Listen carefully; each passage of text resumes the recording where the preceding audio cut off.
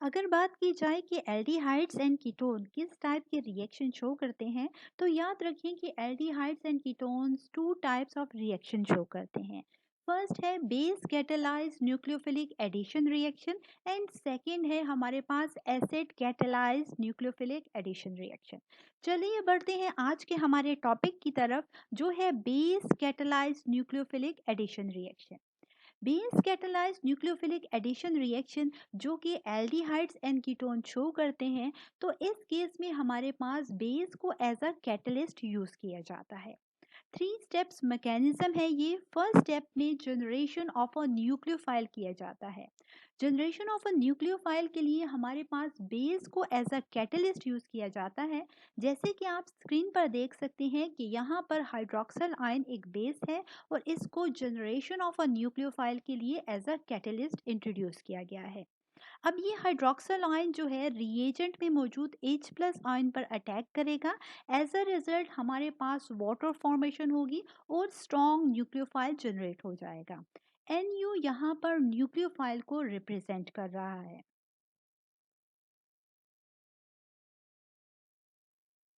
Second step में हमारे पास attack of a nucleophile on electrophilic carbon of the carbonyl group, यानी कि हमारे पास जो न्यूक्लियोफाइल फर्स्ट स्टेप में जनरेट हुआ था, सेकेंड स्टेप में हमारे पास यही न्यूक्लियोफाइल अटैक करेगा electrophilic carbon of the carbonyl group पर।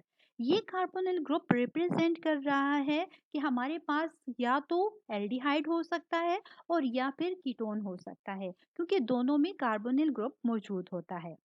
अब हमारे पास न्यूक्लियोफाइल अटैक करेगा कार्बोनिल ग्रुप की कार्बन पर।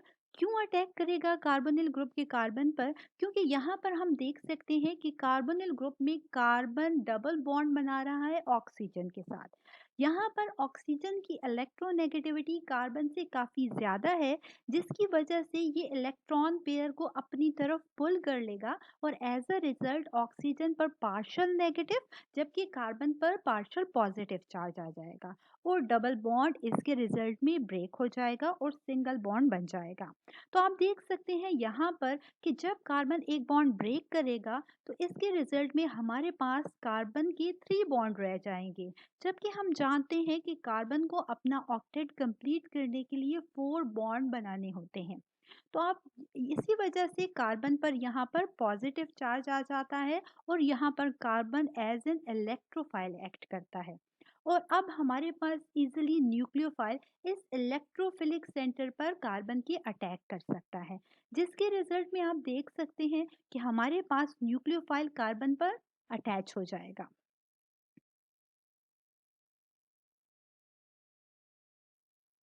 बात करते हैं थर्ड स्टेप की।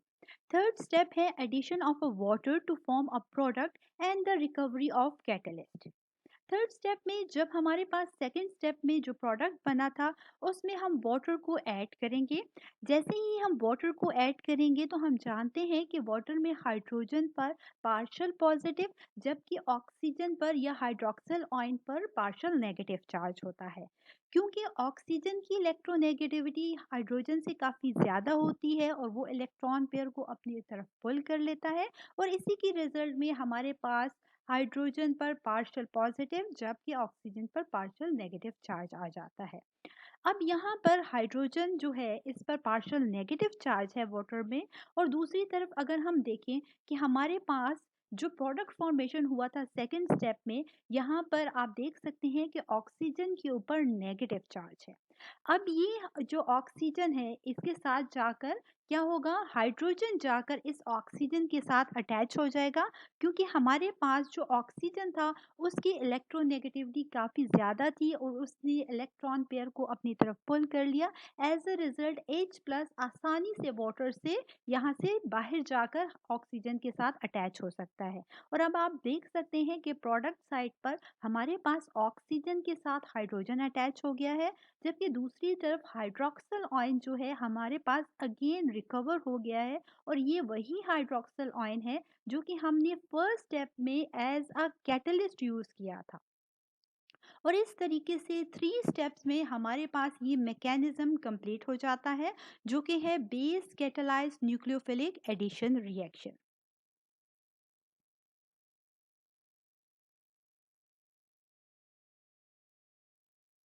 Base catalysed nucleophilic addition reaction में हम डिस्कस करेंगे mechanism of hydrogen cyanide addition to carbonyl compound. 3 step mechanism है ये। फर्स्ट स्टेप है generation of a nucleophile. Nucleophile को जनरेट करने के लिए हम यहाँ पर यूज करेंगे बेस यानी हाइड्रोक्सल आयन को एज अ कैटलिस्ट। यहाँ पर हाइड्रोक्सल आयन जो कि बेस है और एज अ कैटलिस्ट यूज किया जा रहा है, ये अटैक करेगा हाइड्रोजन साइनाइड में मौजूद हाइड्रोजन पर। क्योंकि हम जानते हैं कि हाइड्रोजन साइनाइड में हाइड्रोजन की इलेक्ट्रोनेगेटिविटी कम होती है कार्बन के मुकाबले में। यही वजह है कि इलेक्ट्रॉन पेयर को कार्बन अपनी तरफ पुल कर लेगा due to high electronegativity difference की वजह से, और यहाँ से हाइड्रोजन H प्लस की फॉर्म में बाहर निकल जाएगा। ये हाइड्रोजन हाइड्रोक्सल आयन के साथ कंबाइन होकर और वाटर फॉर्मेशन कर देगा, जबकि साथ ही हमारे पास एक स्ट्रॉन्ग न्यूक्लियोफाइल यानी साइनाइड आयन भी जनरेट हो जाएगा।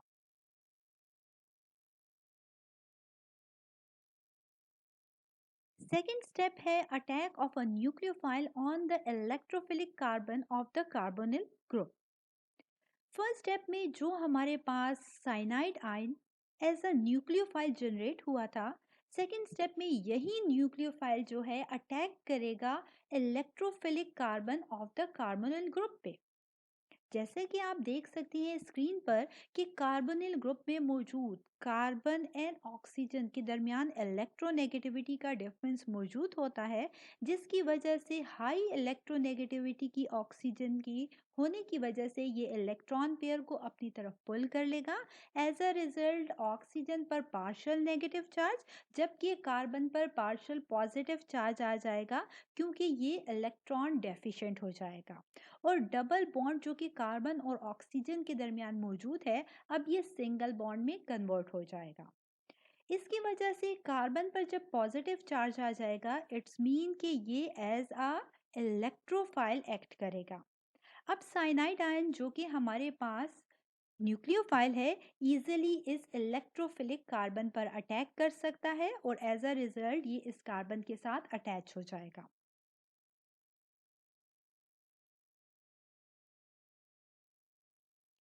थर्ड स्टेप है addition of a water to form a product and a recovery of a catalyst. Second step में हमारे पास जो प्रोडक्ट फॉर्मेशन हुई थी, इसमें हम हाइड्रोजन सॉरी वाटर को ऐड कर देंगे। वाटर में मौजूद हाइड्रोजन आयन जो है इसके पर पॉजिटिव चार्ज, जबकि हाइड्रोक्सल आयन पर हमारे पास पार्शियल नेगेटिव चार्ज होता है इलेक्ट्रोनेगेटिविटी की डिफरेंस की वजह से। क्योंकि ऑक्सीजन यहाँ पर मौजूद हाइड्रोजन से इलेक्ट्रॉन पेयर को इलेक्ट्रोनेगेटिविटी की ज़्यादा होने की वजह से पुल कर लेगा। एज अ रिजल्ट हाइड्रोजन जो है यहाँ से इजीली बाहर निकलेगा और ऑक्सीजन जिसके ऊपर नेगेटिव चार्ज है इसके साथ जाकर अटैच हो जाएगा। जबकि हाइड्रोक्सल आयन जो कि हमारे पास आप देख सकते हैं कि प्रोडक्ट साइड में आए हैं, ये वही हाइड्रोक्सल आयन है जो कि फर्स्ट स्टेप में हमने एज अ कैटलिस्ट यूज किए थे। ठीक है, इस तरीके से हमारे पास ये जो 3 स्टेप मैकेनिज्म है हाइड्रोजन साइनाइड एडिशन का टू कार्बोनिल कंपाउंड, ये कंप्लीट हो जाएगा।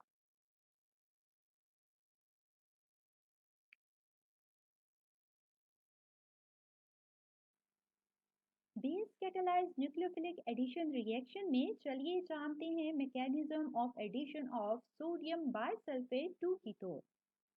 जैसे कि आप स्क्रीन पर देख सकते हैं कि सोडियम बाइसल्फेट आयोनाइज्ड होता है और एज अ रिजल्ट हमारे पास sulphate ion sodium ion and hydrogen ion formation होती है। अब यहाँ पर सल्फेट आयन में मौजूद सल्फर भी है एंड ऑक्सीजन भी है, ठीक है। लेकिन जो सल्फेट आयन में मौजूद सल्फर है ये मोर इलेक्ट्रोनेगेटिव है एज कंपेयर टू ऑक्सीजन। यही वजह है कि हमारे पास जो सल्फर होगा वो एक्ट करेगा एज अ न्यूक्लियोफाइल, और इस तरीके से सल्फर जाके सेकंड स्टेप में कार्बन के साथ अटैच हो जाएगा, क्योंकि कार्बन जो होगा इलेक्ट्रोफिलिक सेंटर होगा और जिस पर हमारे पास sulphur as a nucleophile attack करेगा।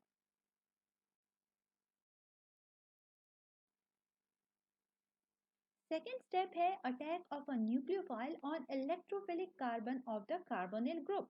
जैसे कि हमने डिस्कस किया था फर्स्ट स्टेप में कि सल्फेट आयन में सल्फर एंड ऑक्सीजन दोनों मौजूद है, और हम जानते हैं कि ऑक्सीजन एंड सल्फर दोनों की इलेक्ट्रोनेगेटिविटी ज्यादा होती है। लेकिन अगर कंपैरिजन किया जाए सल्फर का ऑक्सीजन के साथ, तो sulphur is more electronegativity negative as compare to oxygen. That's why यहाँ पर सल्फेट आयन में सल्फर एक्ट करेगा एज अ न्यूक्लियोफाइल, और आप देख सकते हैं कि यही अटैक करेगा हमारे पास कार्बोनिल ग्रुप में मौजूद कार्बन पर। अब कार्बोनिल ग्रुप में मौजूद कार्बन क्यों एक्ट करता है एज एन इलेक्ट्रोफाइल, चलिए जानते हैं इसको। यहाँ पर जो कार्बोनिल ग्रुप है, कार्बोनिल ग्रुप में कार्बन एंड ऑक्सीजन के दरमियान इलेक्ट्रोनेगेटिविटी का डिफरेंस मौजूद होता है, और oxygen is more electronegative as compare to carbon. That's why क्या करेगा ये ऑक्सीजन इलेक्ट्रॉन पेयर को अपनी तरफ पुल कर लेगा। एज अ रिजल्ट ऑक्सीजन पर पार्शियल नेगेटिव जबकि कार्बन पर पार्शियल पॉजिटिव चार्ज आ जाएगा, और साथ ही साथ कार्बन एंड ऑक्सीजन के दरमियान मौजूद डबल बॉन्ड सिंगल बॉन्ड में कन्वर्ट हो जाएगा। जैसे ही ये होगा तो हम जानते हैं कि कार्बन ऑलवेज मेक 4 बॉन्ड, तो अब की बार कार्बन एक बॉन्ड ब्रेक कर चुका है, मींस कार्बन के पास 3 बॉन्ड है और इसे एक और बॉन्ड बनाने की जरूरत है। यही वजह है कि कार्बन इलेक्ट्रॉन डेफिशिएंट स्पीशीज के तौर पर बिहेव करेगा, मींस कि ये एक्ट करेगा एज एन इलेक्ट्रोफाइल। यही वजह है कि हमने कहा कि जो सल्फेट आयन में मौजूद सल्फर जो एक्ट कर रहा है एज अ न्यूक्लियोफाइल यानी कि इलेक्ट्रॉन रिच स्पीशीज के तौर पर, ये अटैक करेगा कार्बोनिल ग्रुप में मौजूद कार्बन पर जो कि एक्ट कर रहा है as an electrophile. As a result आप प्रोडक्ट साइड पर देख सकते हैं कि हमारे पास सल्फेट आयन जो जाकर कार्बन के साथ अटैच हो जाएंगे और as a result again carbon 4 bond complete कर लेगा।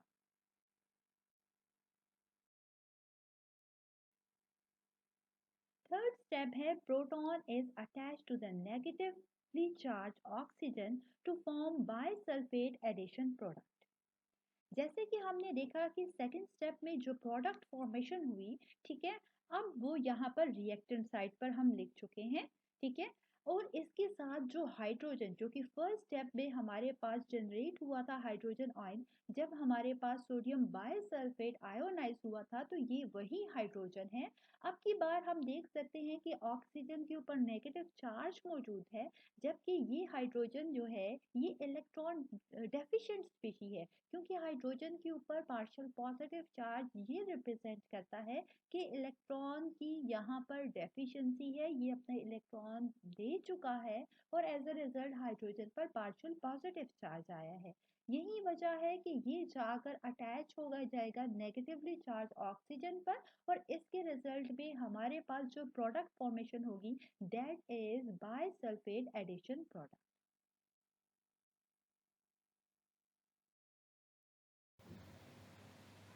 Aldol condensation reaction. Aldol condensation reaction वो रिएक्शन होता है जिसमें टू मॉलिक्यूल्स सेम या डिफरेंट कार्बोनाइल ग्रुप के कंबाइन करेंगे जिनमें अल्फा हाइड्रोजन मौजूद होगा, और इसके रिजल्ट में एल्डोल या कीटोल फॉर्मेशन होगी। यूजुअली इस प्रोसेस में वाटर मॉलिक्यूल लॉस होता है। फ्रेंड्स, आप स्क्रीन पर देख सकते हैं कि टू एल्डिहाइड मॉलिक्यूल्स कंबाइन हो रहे हैं और इसके रिजल्ट में एल्डोल फॉर्मेशन हो रही है। इसके अलावा हमारे पास एल्डिहाइड जब कंबाइन करता है हमारे पास कीटोन के साथ, तो इसके रिजल्ट में भी एल्डोल फॉर्मेशन होती है। साथ ही साथ जब कीटोन कंबाइन करता है कीटोन के साथ, तो हमारे पास तब कीटोन फॉर्मेशन होती है। किस तरीके से ये सब पॉसिबल है, चलिए जानते हैं मैकेनिज्म को देखते हुए इजी वे में। अब तक हमने ये जाना कि एल्डोल कंडेंसेशन रिएक्शन के लिए कार्बोनाइल ग्रुप का मॉलिक्यूल में मौजूद होना ज़रूरी है, साथ ही साथ अल्फा हाइड्रोजन का भी हमारे पास एल्डोल कंडेंसेशन रिएक्शन में मौजूद होना ज़रूरी है। इसके बगैर ये रिएक्शन पॉसिबल नहीं है। फ्रेंड्स, अल्फा हाइड्रोजन और कार्बोनाइल ग्रुप दोनों ही एल्डिहाइड और कीटोन में मौजूद होते हैं। यही वजह है कि एल्डिहाइड और ketone aldol condensation reaction show करता है। यहाँ पर स्क्रीन पर आप देख सकते हैं कि हमारे पास 2 एल्डिहाइड के मॉलिक्यूल्स मौजूद हैं। यहाँ पर एल्डिहाइड में फंक्शनल ग्रुप होता है CHO। ठीक है, तो आप स्क्रीन पर देख सकते हैं कि कार्बोनाइल ग्रुप यहाँ पर मौजूद है। साथ ही साथ अगर अल्फा हाइड्रोजन की बात की जाए तो फ्रेंड्स, अल्फा हाइड्रोजन भी एल्डिहाइड और कीटोन में मौजूद होता है। अब अल्फा हाइड्रोजन क्या है? फ्रेंड्स, याद रखें कि फंक्शनल ग्रुप के एडजेसेंट जो कार्बन अटैच होता है वो अल्फा कार्बन कहलाता है। जैसे कि आप देख सकते हैं कि यहाँ पर कार्बोनाइल ग्रुप के एडजेसेंट 1 कार्बन अटैच है और ये अल्फा कार्बन कहलाएगा। और इस अल्फा कार्बन के साथ जितने हाइड्रोजन भी अटैच होते हैं वो अल्फा हाइड्रोजन कहलाते हैं। यहाँ पर 3 हाइड्रोजन अटैच हैं इस कार्बन के साथ, तो यहाँ पर हमारे पास इस एल्डिहाइड के मॉलिक्यूल में 3 अल्फा हाइड्रोजन मौजूद हैं। ठीक है फ्रेंड्स, तो ये हमारे पास जो हैं एल्डिहाइड के 2 मॉलिक्यूल्स हैं और ये जब रिएक्ट करेंगे तो इसके रिजल्ट में एल्डोल कंडेंसेशन रिएक्शन होगा। ठीक है फ्रेंड्स, किस तरीके से ये होगा एल्डोल फॉर्मेशन, तो इसका मैकेनिज्म हम अभी डिस्कस करेंगे। फ्रेंड्स, हम बात करते हैं कि हमारे पास एल्डोल कंडेंसेशन रिएक्शन, तो ये इसका 3 स्टेप्स मैकेनिज्म है। फर्स्ट हमारे पास होगा फॉर्मेशन ऑफ न्यूक्लियोफाइल, सेकंड है हमारे पास formation of alkoxide ion and third होगा फॉर्मेशन ऑफ एल्डोल। चलिए डिस्कस करते हैं डिटेल में mechanism of aldol condensation reaction. Aldol condensation reaction tips and tricks. Aldol condensation reaction 3 steps process है। First step है हमारे पास फॉर्मेशन ऑफ न्यूक्लियोफाइल। किस तरीके से फॉर्मेशन होगी न्यूक्लियोफाइल की? Removal of proton from alpha carbon of aldehyde और कीटोन बाय अ बेस, कि जब हमारे पास जो एल्डिहाइड या कीटोन हम जो यूज़ करेंगे उसमें अल्फा कार्बन से हाइड्रोजन जब रिमूव होगा, मीन्स प्रोटॉन रिमूव होगा बेस के ज़रिए, तो हमारे पास न्यूक्लियोफाइल फॉर्मेशन होगी। जैसे कि आप स्क्रीन पर देख सकते हैं कि हमारे पास 2 एल्डिहाइड के मॉलिक्यूल्स मौजूद हैं और ये दोनों रिएक्ट करेंगे in the presence of dilute sodium hydroxide, जो कि बेसिक मीडियम प्रोवाइड कर रहा है। अब सोडियम हाइड्रोक्साइड एक बेस है, यही वजह है कि ये OH माइनस आयन जो होंगे प्रोवाइड करेंगे। अब यहाँ पर जो हाइड्रोक्साइड आयन है इसको हमारे यहाँ पर ज़रूरत होती है H प्लस आयन की। तो हम जानते हैं कि जो अल्फा हाइड्रोजन होते हैं वो एसिडिक होते हैं नेचर में, मीन्स वो ईजिली जो होते हैं रिमूव हो सकते हैं। आप देख सकते हैं कि यहाँ पर जो फंक्शनल ग्रुप है वो है एल्डिहाइड, ठीक है, CHO। इसके एडजेसेंट जो कार्बन है वो अल्फा कार्बन कहलाता है और इस कार्बन के साथ जो हाइड्रोजन अटैच हैं 3, ये अल्फा हाइड्रोजन कहलाते हैं। यहाँ से बेसिक मीडियम के ज़रिए ये OH माइनस आयन जो है एक अल्फा हाइड्रोजन जो होगा इसको क्या करेगा, इसको यहाँ से अपनी तरफ खींच लेगा।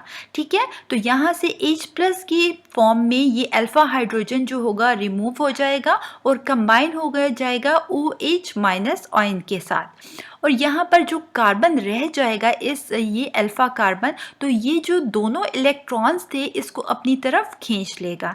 इसके रिजल्ट में आप देख सकते हैं कि हमारे पास न्यूक्लियोफाइल फॉर्मेशन हो जाएगी। कार्बन जो है इसके ऊपर नेगेटिव चार्ज शो कर रहा है कि अब ये क्या है कि ये इलेक्ट्रॉन रिच स्पीशीज है, मींस न्यूक्लियोफाइल फॉर्मेशन हो चुकी है।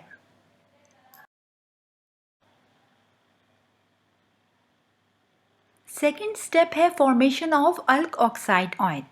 फ्रेंड्स, जैसा कि हमने डिस्कस किया कि फर्स्ट स्टेप में न्यूक्लियोफाइल फॉर्मेशन हुई थी और न्यूक्लियोफाइल फॉर्मेशन कुछ इस तरीके से हुई थी कि जब अल्फा हाइड्रोजन रिमूव हुआ था तो उसने अपने इलेक्ट्रॉन डोनेट कर दिए कार्बन को, जिसकी वजह से कार्बन इलेक्ट्रॉन रिच हो गया और न्यूक्लियोफाइल बन गया। फ्रेंड्स, अब ये न्यूक्लियोफाइल जो है ये हमारे पास रिएक्ट किसके पास साथ कर रहे हैं? दूसरे एल्डिहाइड के मॉलिक्यूल के साथ। अब फ्रेंड्स, यहाँ पर आप देख सकते हैं कि जो सेकेंड एल्डिहाइड का मॉलिक्यूल है, यहाँ पर कार्बन जो है डबल बॉन्ड बना रहा है अगेन ऑक्सीजन के साथ कार्बोनाइल ग्रुप में।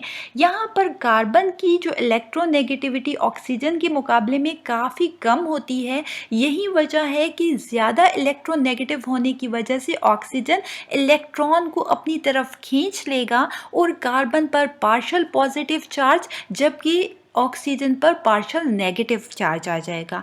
जब ऑक्सीजन इलेक्ट्रॉन को कार्बन से खींच लेगा तो इसके रिजल्ट में जो कार्बन हो जाएगा वो इलेक्ट्रॉन डेफिशिएंट बन जाएगा।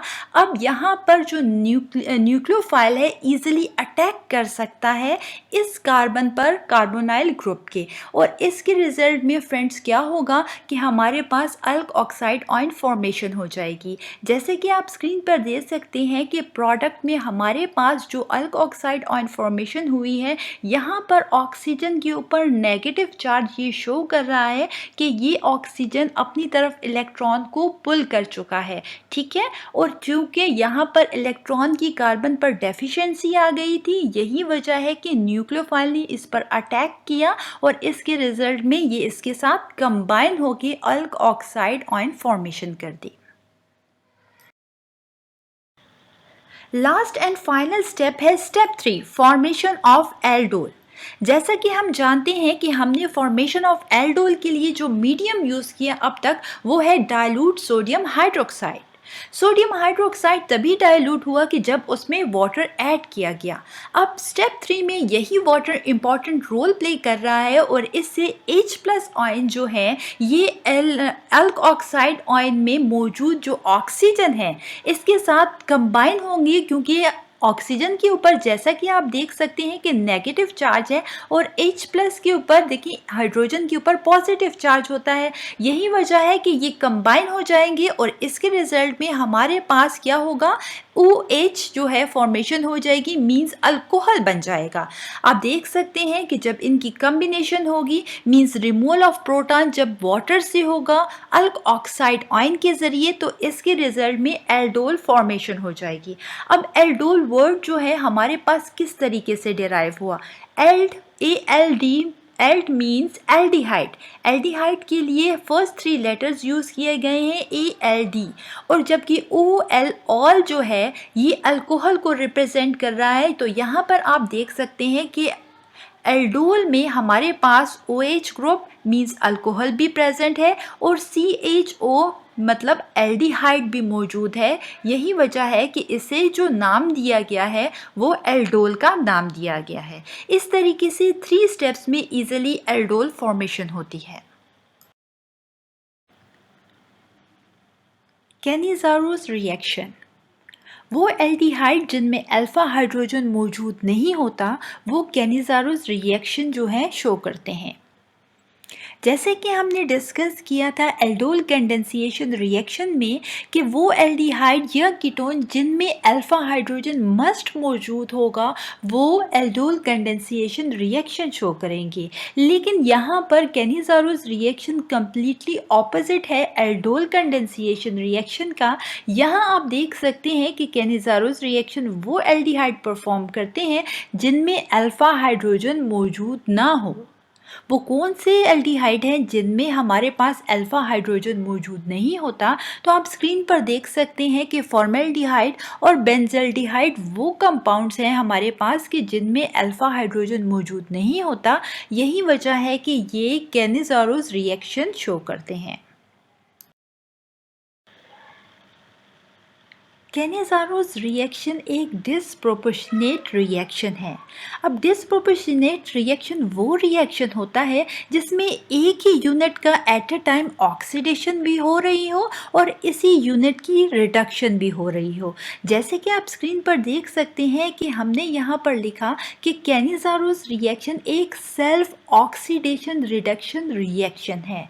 इसमें हमारे पास क्या होगा कि टू मॉलिक्यूल्स एल्डिहाइड के इन्वॉल्व होंगी इस केमिकल रिएक्शन में। फर्स्ट जो एल्डिहाइड का मॉलिक्यूल होगा वो रिड्यूस होगा अल्कोहल में, और सेकंड जो हमारे पास एल्डिहाइड का मॉलिक्यूल होगा वो ऑक्सीडाइज हो जाएगा एसिड में in the form of salt. ठीक है, तो हमारे पास कैनेजारोस रिएक्शन में इन शॉर्ट हम ये कहते हैं कि टू एल्डिहाइड के मॉलिक्यूल्स होंगे, एक का रिडक्शन होगा और जब वो रिड्यूस होगा तो अल्कोहल में कन्वर्ट हो जाएगा, और दूसरा जो हमारे पास एल्डिहाइड का मॉलिक्यूल है वो ऑक्सीडाइज होके एसिड फॉर्मेशन करेगा जो कि सॉल्ट की फॉर्म में होगा।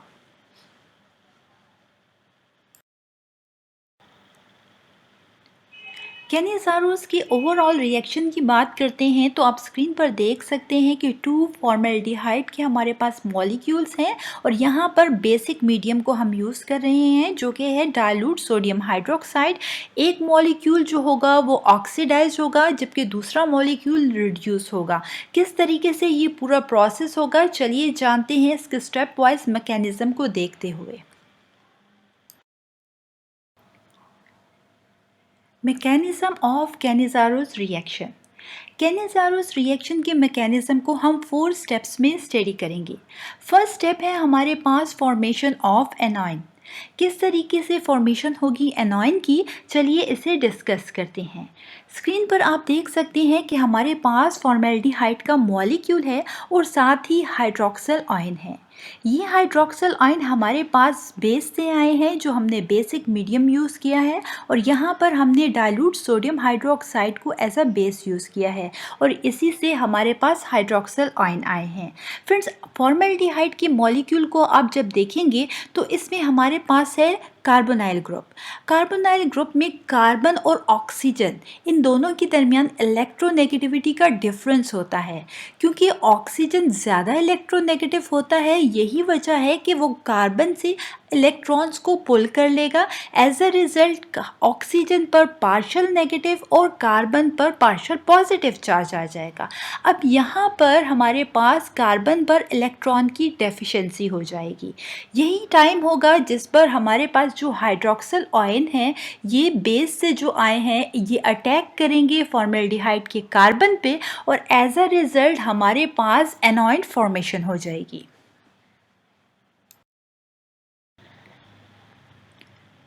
Second step of Cannizzaro's reaction वो है हमारे पास formation of methoxide ion. Friends, जैसा कि हमने डिस्कस किया था कि फर्स्ट स्टेप में हमारे पास एनॉइन फॉर्मेशन हुई थी। अब ये जो एनॉइन फॉर्मेशन फर्स्ट स्टेप में हुई थी ये रिएक्ट करेगा सेकेंड मॉलिक्यूल ऑफ फॉर्मेल्डिहाइड के साथ। यहाँ पर आप स्क्रीन पर देख सकते हैं कि फॉर्मेल्डिहाइड का सेकेंड मॉलिक्यूल है। अगेन इसमें कार्बन और ऑक्सीजन के दरमियान इलेक्ट्रोनेगेटिविटी का डिफरेंस मौजूद है, और क्योंकि ऑक्सीजन की इलेक्ट्रोनेगेटिविटी काफ़ी ज़्यादा होती है यही वजह है कि ये पाए इलेक्ट्रॉन्स को अपनी तरफ पुल कर लेगा, और इसके रिजल्ट में ऑक्सीजन पर पार्शियल नेगेटिव जबकि कार्बन पर पार्शियल पॉजिटिव चार्ज आ जाएगा और कार्बन इलेक्ट्रॉन डेफिशिएंट हो जाएगा। जब ये फॉर्मेल्डिहाइड का मॉलिक्यूल रिएक्ट करेगा एनॉइन के साथ जो कि फर्स्ट स्टेप में जिसकी फॉर्मेशन हुई थी, तो एनॉइन के मॉलिक्यूल को आप देख सकते हैं क्योंकि इसमें ऑक्सीजन पर नेगेटिव चार्ज है, मींस यहाँ पर इलेक्ट्रॉन जो है ये रिच है। जब ये ऑक्सीजन अपनी इलेक्ट्रॉन वापस करेगा तो इसके रिजल्ट में हमारे पास अब ये सिंगल बॉन्ड डबल बॉन्ड में कन्वर्ट हो जाएगा, क्योंकि कार्बन ने ऑलरेडी 4 बॉन्ड बनाए हुए थे और जब ये डबल बॉन्ड बनाएगा तो ये 5 बॉन्ड बनेंगे। तो इसी वक्त एक बॉन्ड जो होगा ब्रेक होगा, तो यहाँ पर क्या होगा कि एक हाइड्रोजन जो है हाइड्राइड आयन की फॉर्म में यहाँ से बाहर निकलेगा और कार्बन पर अटैक करेगा फॉर्मेल्डिहाइड के।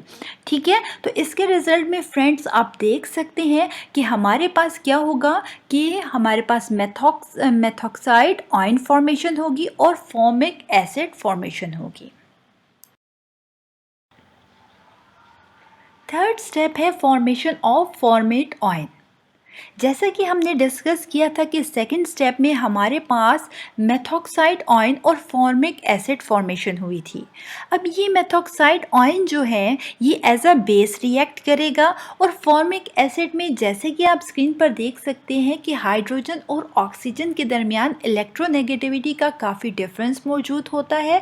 यही वजह है कि ऑक्सीजन की इलेक्ट्रोनेगेटिविटी ज़्यादा होने की वजह से वो हाइड्रोजन से इलेक्ट्रॉन को पुल कर लेगा और as a result hydrogen H+ की फॉर्म में यहाँ से बाहर निकल जाएगा फॉर्मिक एसिड से और ये कंबाइन हो जाएगा मेथॉक्साइड आयन के O- आयन के साथ। ठीक है, तो यहाँ पर आप देख सकते हैं कि जब O- मेथॉक्साइड आयन का इसके साथ H+ कंबाइन होगा तो इसके रिजल्ट में हमारे पास मेथनॉल फॉर्मेशन हो जाएगी।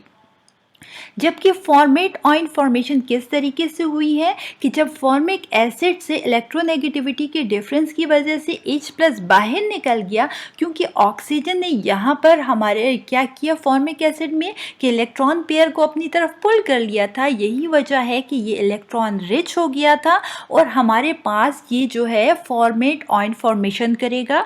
और ये फॉर्मेट आयन फॉर्मेशन कैसे हुई है, अगेन रिपीट कर रही हूँ कि जब H+ यहाँ से बाहर निकल जाएगा फॉर्मिक एसिड से तो इसके रिजल्ट में हमारे पास फॉर्मेट आयन फॉर्मेशन होगी।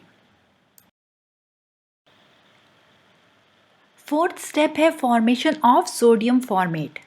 जैसा कि हमने ऑलरेडी डिस्कस किया कि कैनिसारोस रिएक्शन को परफॉर्म करने के लिए हमने डाइल्यूट सोडियम हाइड्रोक्साइड को यूज़ किया जो कि बेसिक मीडियम प्रोवाइड कर रहा था। फर्स्ट स्टेप में हमने क्या यूज़ किया था, हाइड्रोक्सल आयन को यूज़ किया था बेसिक मीडियम से, लेकिन हमारे पास अब तक सोडियम जो आयन है Na+ आयन ये बाकी रहते थे।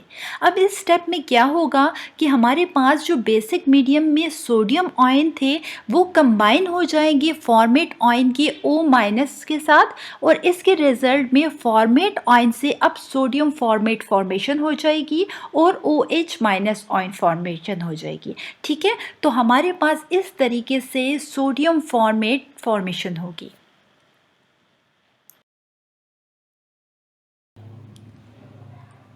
आज का हमारा टॉपिक है haloform reaction. Friends, haloform reaction वही एल्डिहाइड या कीटोन परफॉर्म करते हैं कि जहां पर कार्बोनिल ग्रुप डायरेक्टली अटैच होता है मिथाइल के साथ। जैसे कि आप स्क्रीन पर देख सकते हैं कि जर्नल फार्मूला जो हमारे पास है वो है R, जो कि रिप्रेजेंट कर रहा है अल्काइल ग्रुप को। वो अटैच है यहाँ पर कार्बोनिल ग्रुप के साथ और कार्बोनिल ग्रुप आप देख सकते हैं कि डायरेक्टली अटैच है मिथाइल के साथ यानी CH3 के साथ। तो हमने बात की कि एल्डिहाइड और कीटोन सिर्फ वही ये हेलोफॉर्म रिएक्शन परफॉर्म करेंगे कि जहां पर कार्बोनिल ग्रुप डायरेक्टली अटैच होगा मिथाइल के साथ। याद रखिए फ्रेंड्स कि ये जो अल्काइल ग्रुप है R, इस फॉर्मूला में इसकी जगह हमारे पास हाइड्रोजन भी हो सकता है, Rl भी हो सकता है, तब भी ये हेलोफॉर्म रिएक्शन परफॉर्म करेगा। अब हेलोफॉर्म रिएक्शन हमारे पास बेसिक मीडियम में होगा और इसमें हमारे पास इस रिएक्शन में हेलोजन भी इन्वॉल्व होगा। चलिए इसे डिस्कस करते हैं।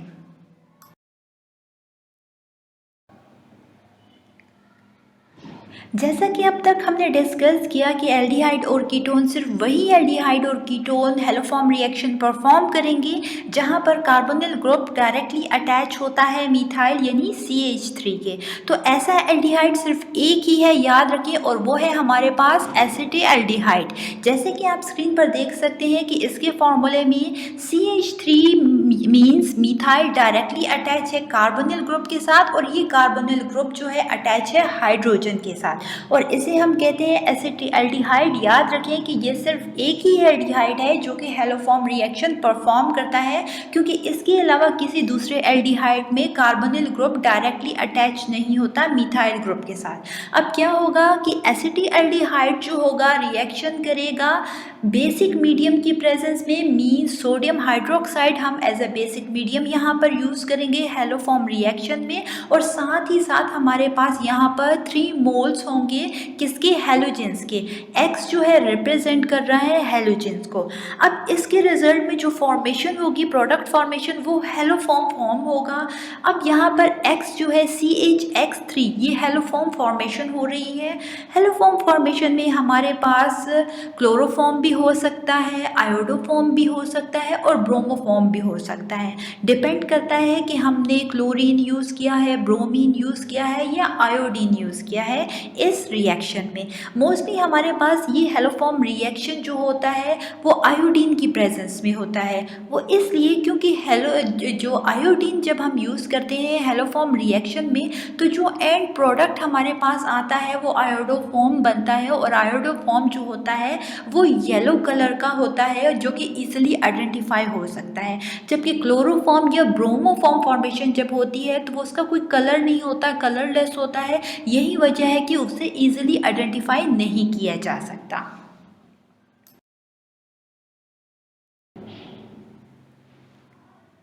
याद रखिए कि ना सिर्फ एल्डिहाइड और कीटोन हेलोफॉर्म रिएक्शन परफॉर्म करते हैं, बल्कि प्राइमरी और सेकेंडरी अल्कोहल भी हेलोफॉर्म रिएक्शन परफॉर्म करते हैं।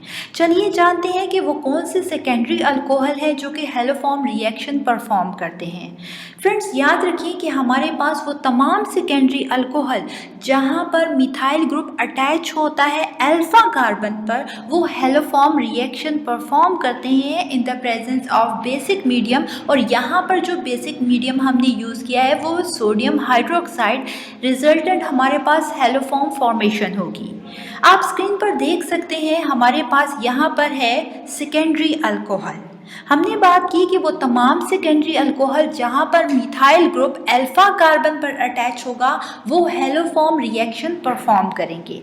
अब अल्फा कार्बन क्या होता है, आप जैसे स्क्रीन पर देख सकते हैं कि हमारे पास जो है वो अल्कोहल ग्रुप अटैच है जिस कार्बन पर, ठीक है, मीन्स ये अल्कोहल जो है फंक्शनल ग्रुप है। तो ये जिस कार्बन पर अटैच है और इसकी एडजेसेंट जो कार्बन है, मतलब इसके साथ जो कार्बन अटैच हो रहा है वो अल्फा कार्बन कहलाता है। आप देख सकते हैं कि इस अल्फा कार्बन पर हमारे पास मिथाइल ग्रुप अटैच है, यानी CH3 अटैच है। यही वजह है कि ये सेकेंडरी अल्कोहल जो है वो हेलोफॉर्म फॉर्मेशन करेगा।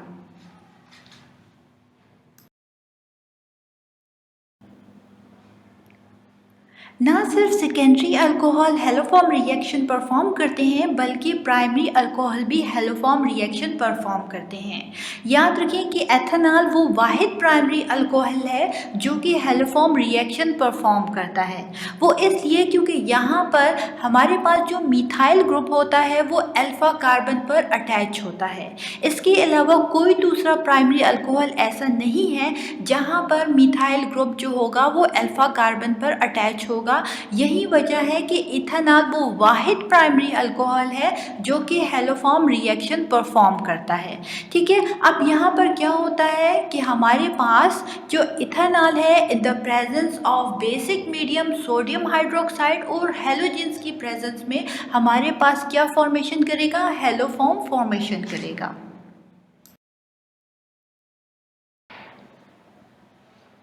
डिस्कस करते हैं मैकेनिज्म ऑफ हेलोफॉर्म रिएक्शन। जैसा कि हम जानते हैं कि एल्डिहाइड और कीटोन हेलोफॉर्म रिएक्शन परफॉर्म करते हैं, और इसके लिए ज़रूरी ये है कि कार्बोनिल ग्रुप डायरेक्टली अटैच हो मिथाइल के साथ, यानी CH3 के साथ। और सिर्फ वाहिद एल्डिहाइड एक ही है जो कि हमारे पास हेलोफॉर्म रिएक्शन परफॉर्म करता है, और वो है एसिटिल्डिहाइड। वो इसलिए क्योंकि ये वाहिद एल्डिहाइड है जहाँ पर कार्बोनिल ग्रुप डायरेक्टली अटैच होता है मिथाइल के। अब इस रिएक्शन में होता क्या है, हमारे पास जो मिथाइल है वो क्यों ज़रूरी है, क्योंकि ये मिथाइल जो है वो डायरेक्टली कन्वर्ट हो जाता है हेलोफॉर्म में, और जबकि जो रिमेनिंग पार्ट है यानी अल्काइल ग्रुप जो कि अटैच है कार्बोनिल ग्रुप के साथ, ये ऑक्सीडाइज हो जाता है इस रिएक्शन में। चलिए जानते हैं इसका मैकेनिज्म। फर्स्ट स्टेप हमारे पास ये है कि हम एसिटिल्डिहाइड लेते हैं और इसके साथ रिएक्शन किसका होता है, हेलोजेंस का, कोई भी हेलोजन हो सकता है क्लोरीन, ब्रोमीन और आयोडीन। यहाँ पर मोस्टली इस हेलोफॉर्म रिएक्शन में आयोडीन को लिया जाता है, क्योंकि आयोडीन जो होता है आयोडोफॉर्म फॉर्मेशन करता है और वो येलो प्रेसिपिटेट कर बनाता है, जिसकी वजह से ये रिएक्शन ईजिली आइडेंटिफाई होता है। ठीक है, तो यहाँ पर एक्स जो है वो रिप्रेजेंट कर रहा है हेलोजेंस को, और ये बेसिक मीडियम की प्रेजेंस में ये रिएक्शन होगा, और यहाँ पर हमने सोडियम हाइड्रोक्साइड को as a basic medium use किया है। तो आप देख सकते हैं फ्रेंड्स कि हमारे पास एसिटिल्डिहाइड में हाइड्रोजन जो होंगे यहाँ से हट जाएंगे और इसकी जगह डायरेक्टली X3 यानी हेलोजन अटैच हो जाएगा फर्स्ट स्टेप में।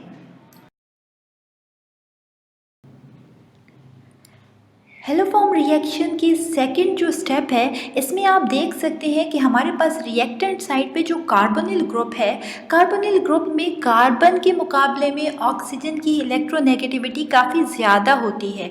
यही वजह है कि ये पाए इलेक्ट्रॉन्स को अपनी तरफ खींच लेगा और इसके रिजल्ट में हमारे पास ऑक्सीजन पर पार्शियल नेगेटिव जबकि कार्बन पर पार्शियल पॉजिटिव चार्ज आ जाएगा, क्योंकि यहाँ पर कार्बन के पास इलेक्ट्रॉन की डेफिशिएंसी हो जाएगी।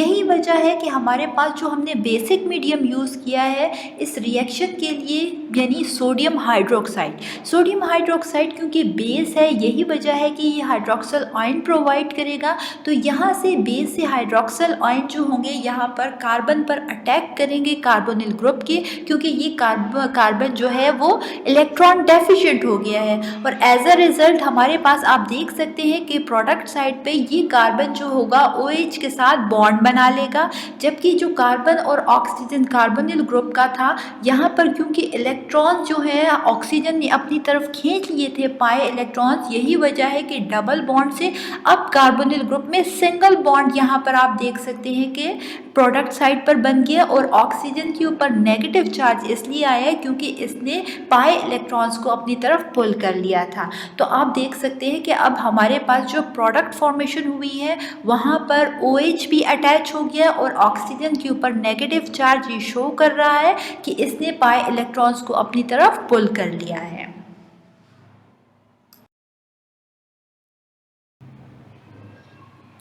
हेलोफॉर्म रिएक्शन की थर्ड स्टेप में जैसे कि आप देख सकते हैं कि कार्बोनिल ग्रुप जो कि सेकंड स्टेप में हमने बात की थी, वहाँ पर ऑक्सीजन ने पाई इलेक्ट्रॉन्स को अपनी तरफ पुल कर लिया था और इसके रिजल्ट में डबल बॉन्ड से सिंगल बॉन्ड बन गया था और ऑक्सीजन के ऊपर नेगेटिव चार्ज आ गया था।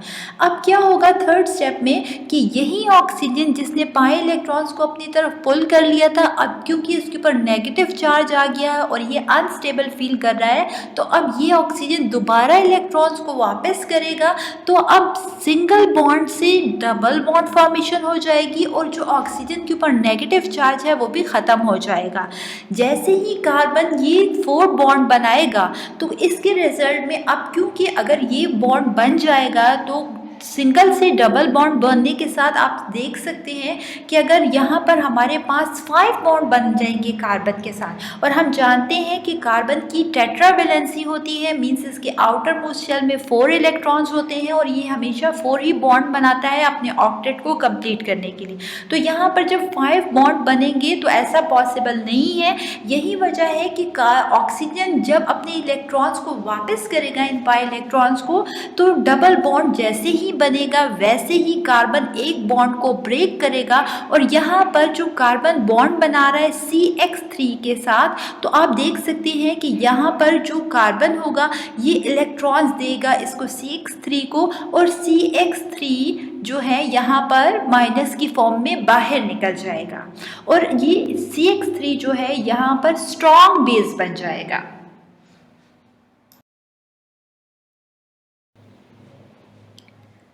फोर्थ स्टेप में जैसे कि आप देख सकते हैं कि अल्काइल ग्रुप जो कि कार्बोनिल ग्रुप के साथ अटैच है और इस कार्बोनिल ग्रुप के कार्बन पर OH अटैच है। यहाँ पे हाइड्रोजन और ऑक्सीजन जो है OH ग्रुप में है हमारे पास अल्कोहल में, और इस ग्रुप में आप ये देख सकते हैं कि ऑक्सीजन की इलेक्ट्रोनेगेटिविटी हाइड्रोजन के मुकाबले में काफ़ी ज़्यादा होती है। यही वजह है कि ऑक्सीजन जो है इलेक्ट्रॉन्स को अपनी तरफ पुल कर लेगा, एज अ रिजल्ट ऑक्सीजन पर नेगेटिव नेगेटिव चार्ज आ जाएगा और हाइड्रोजन H+ की फॉर्म में यहाँ से बाहर निकल जाएगा।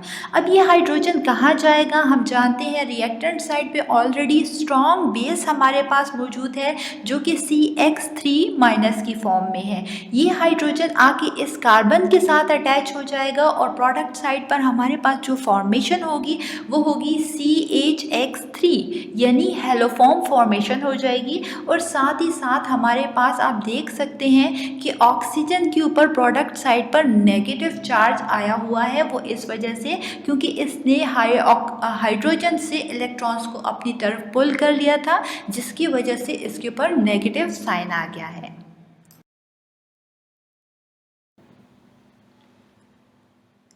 फिफ्थ स्टेप में जैसा कि हम जानते हैं कि इस रिएक्शन के लिए हमने बेसिक मीडियम यूज़ किया और वो था सोडियम हाइड्रोक्साइड। तो सोडियम हाइड्रोक्साइड में से हाइड्रोक्साइड आयन तो ऑलरेडी हम यूज़ कर चुके हैं, लेकिन जो सोडियम आयन है वो हमारे पास बाकी हैं। यहाँ पर फिफ्थ स्टेप में हमारे पास हेलोफॉर्म रिएक्शन के यही सोडियम आयन जो होंगे वो ऑक्सीजन के साथ कंबाइन करेंगे और इसके रिजल्ट में हमारे पास सोडियम फॉर्मेशन होगी और साथ ही हेलोफॉर्म फॉर्मेशन होगी।